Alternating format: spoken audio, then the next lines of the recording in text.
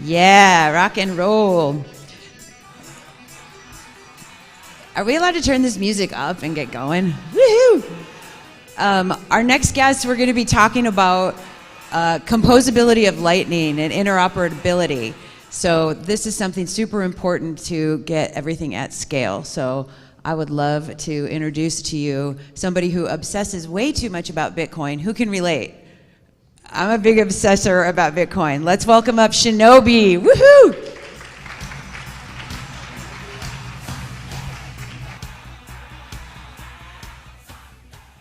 All right.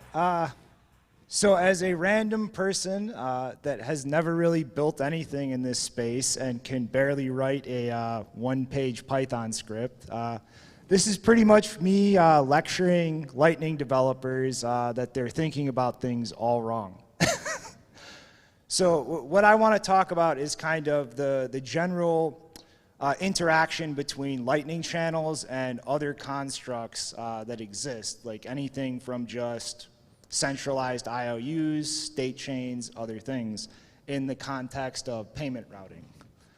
So this is just a very high level kind of overview, but what do we really need when routing a payment over Lightning?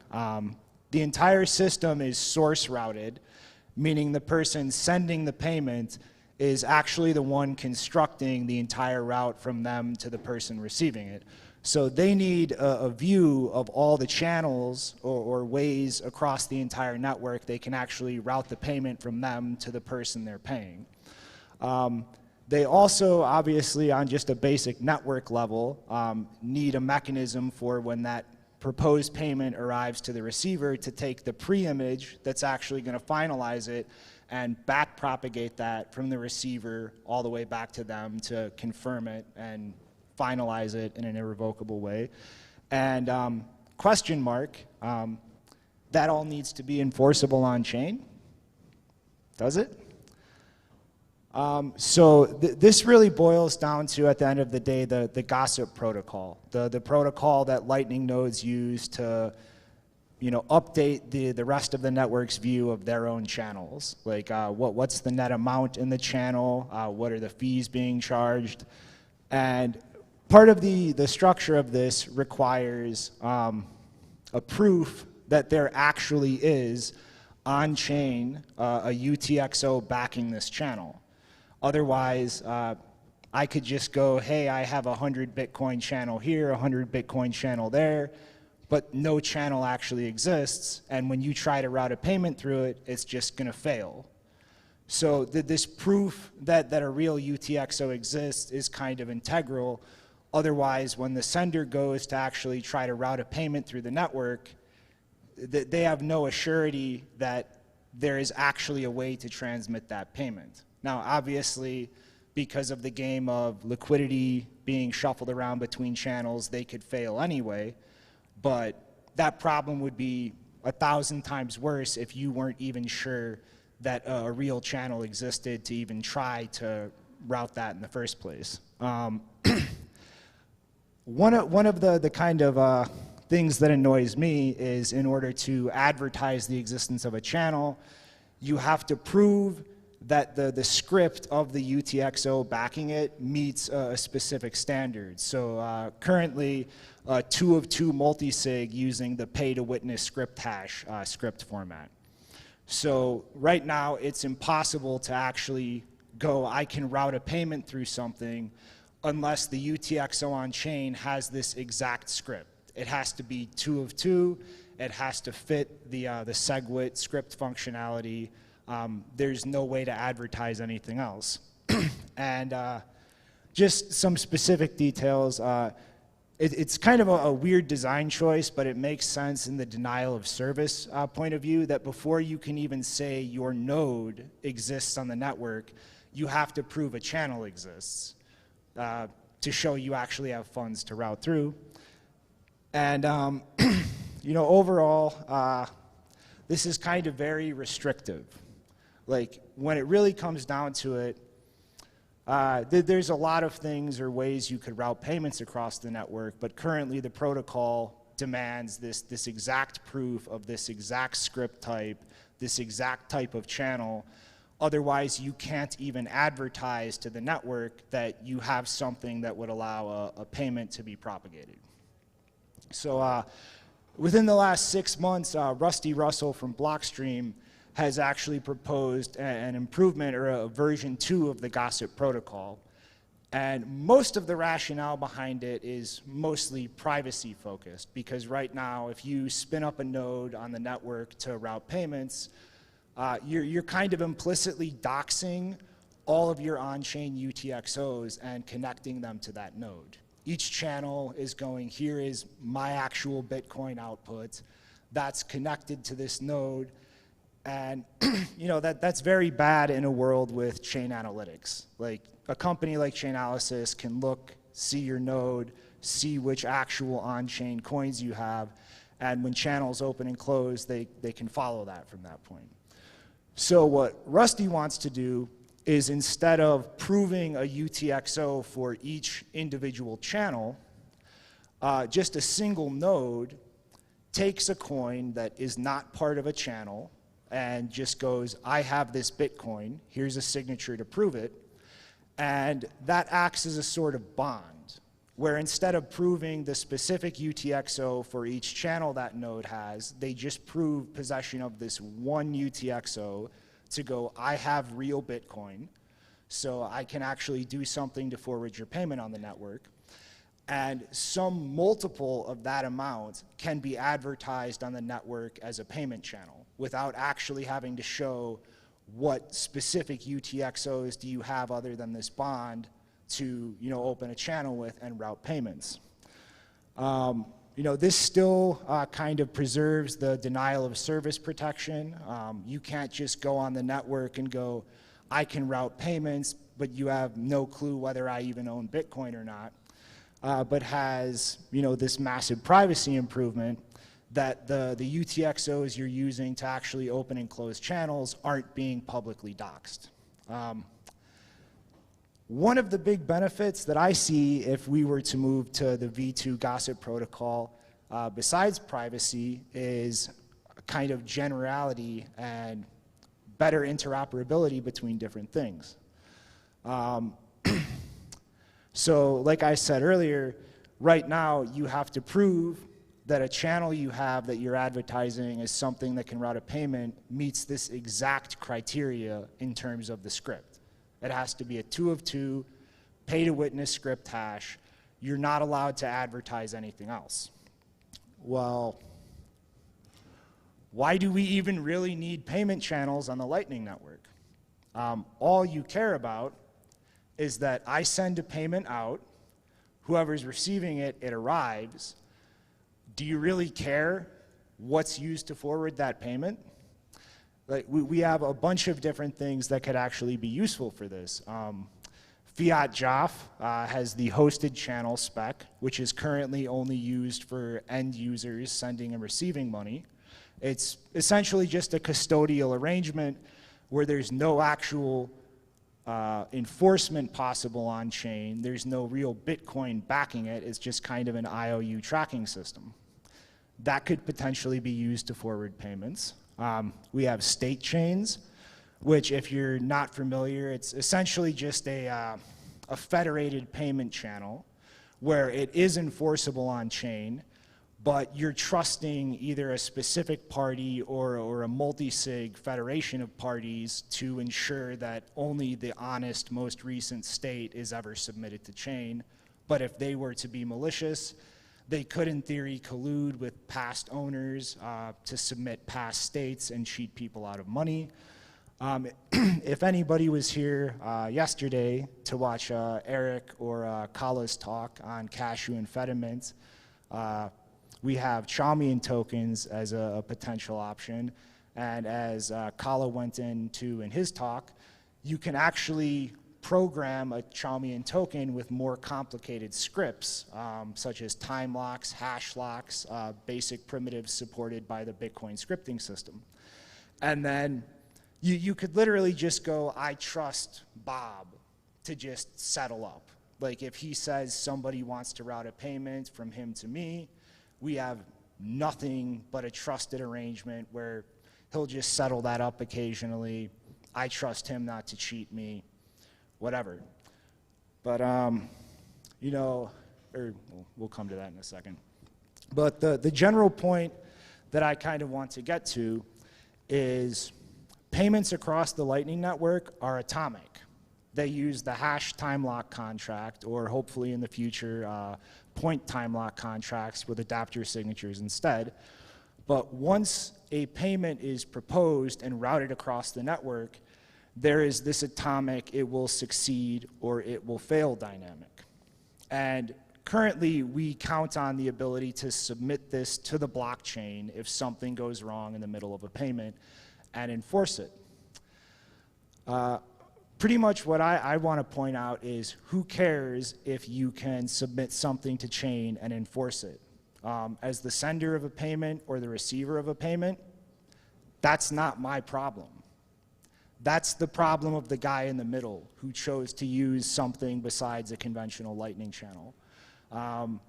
But there are a lot of efficiencies that we can gain in this. And I think the simplest one to kind of show a massive efficiency gain is a Chalmian token.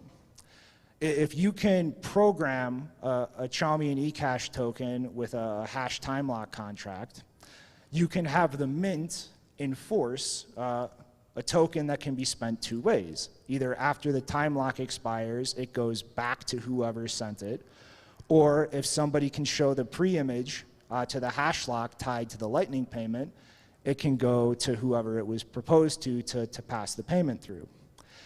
And in terms of liquidity, this could be an amazing improvement.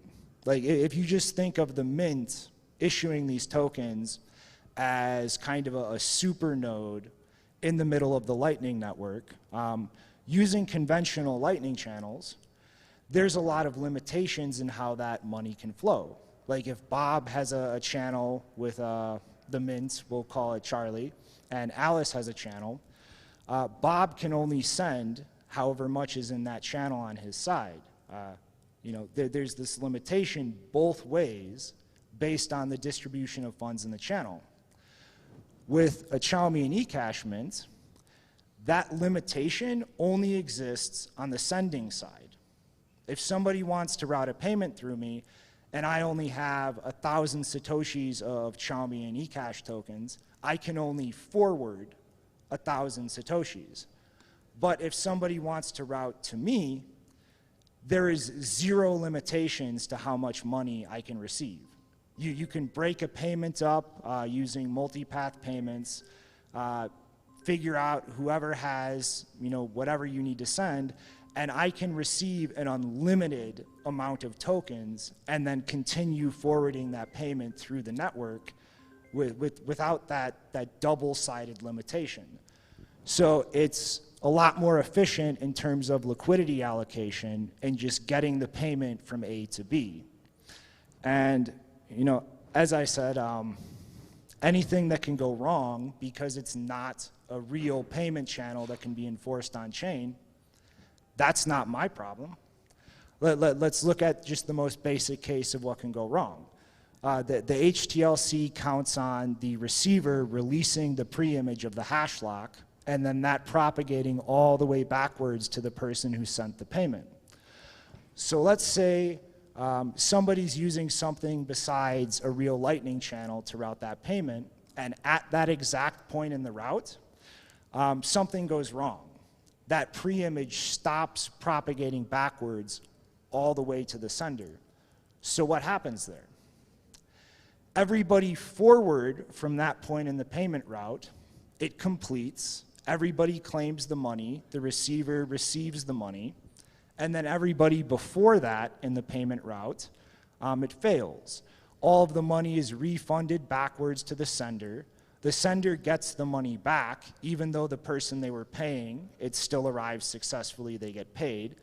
And the only person who really gets screwed there is the one person in the middle of that route who is using something other than a real payment channel to route it. And at the end of the day, that's their problem. Like, they opted in to using something besides a real payment channel. they chose to accept this extra risk of this is not something that I can go and enforce unilaterally on chain. Why does anybody else need to care? That's their risk, that's their choice to opt into, and it can help a lot in terms of the liquidity allocations used to route payments across the network. So at the end of the day, if the gossip protocol gets to a point where people can advertise different constructs like this as a way that payments can be routed across the network, nobody really needs to care what is actually routing that payment. All they need to know is what does it support to route that payment. Is it able to understand an HTLC and pass that back and forth? Once we get to the point of actually using Taproot in Lightning channels and hopefully shift to PTLCs, does this channel support a PTLC? Or whatever future schemes are developed to actually route the payment atomically across the network. And so the only real concern here in terms of opening up the gossip protocol to these types of developments is the denial of service risk. You have to in some way prove that you actually have Bitcoin or funds that can be used to successfully route a payment so that people can't just come on the network with no Bitcoin, no ability to route that payment, and just completely break the network because nobody knows when they're constructing the route as the sender whether there's actually funds to route that. And I think Rusty's proposal with V2 Gossip solves that very simply. A node just has the little bond UTXO to prove they have some amount of Bitcoin and create a cost to come on the network and actually advertise that in the first place. So I guess in closing, this just completely generalizes the ability to route things in terms of Bitcoin payments without really having to care what is the underlying mechanism to do so. And if anybody feels like it, tell me why I'm wrong. You can't. So I guess, yeah, that's my talk. And I hope being something presented at a conference, this actually gets people thinking about the practicality of it, unlike me shouting on Spaces and Twitter. So hope you all enjoyed.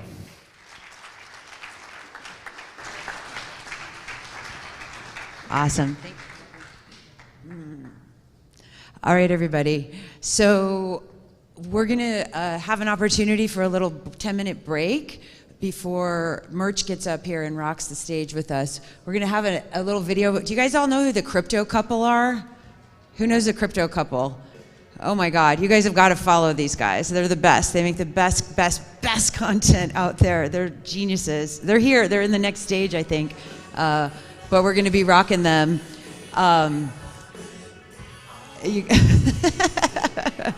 So I don't know when the guys are going to put the video up, but we're going to be talking about the bus schedule. I'll get you guys all that information about how to get to El Zonte, what time, where are we going to be in El Zonte tomorrow. And yeah. Are you guys, how's it going with the video? Is this it? Oh yeah, cool. We need, back it up and let's get the volume going. I'm not sure where they're going here. Yeah, let's rock. Okay, guys. Gentlemen at the AV.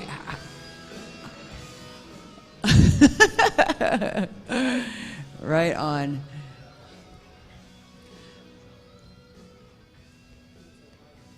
This is going to be fun. Did any of you guys come out and dance last night? I was DJing. Sorry if I blasted your ears off. My bad. I know, it's like, I was trying to get a dance party going. Everyone's like, shut the fuck up. But it was good. But cool. So if you guys want to take a little break, feel free to take a break. Come back here at 11:45. Merch is going to be rocking it and talking about all the genius things that my buddy Merch talks about.